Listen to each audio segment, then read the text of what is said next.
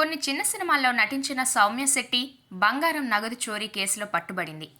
విశాఖ పోలీసులు ఆమెను గోవాలో అరెస్టు చేశారు. అసలేం జరిగిందంటే, విశాఖపట్నంలో ప్రసాద్ అనే రిటైర్డ్ పోస్టల్ ఉద్యోగి తన కుటుంబంతో కలిసి నివసిస్తున్నారు. ఆయనకు ఒక కుమార్తె ఉంది. ఆ అమ్మాయి రీల్ చేస్తుంటుంది. అయితే ప్రసాద్ కుమార్తెతో సౌమ్య శెట్టి సోషల్ మీడియా ద్వారా పరిచయం ఏర్పరచుకుంది.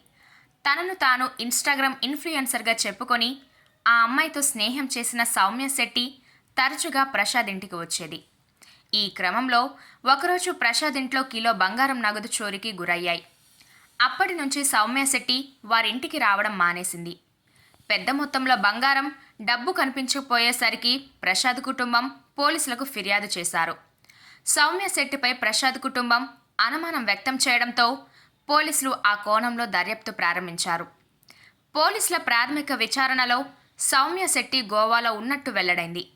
ఆమె ఆచూకీ తెలుసుకున్న విశాఖ పోలీసులు గోవా పోలీసుల సహకారంతో అదుపులోకి తీసుకుని విశాఖ తరలించారు. ప్రసాద్ ఇంట్లో బంగారం చోరీ చేసి గోవా వెళ్లి ఎంజాయ్ చేస్తున్నట్టు విచారణలో వెల్లడైంది.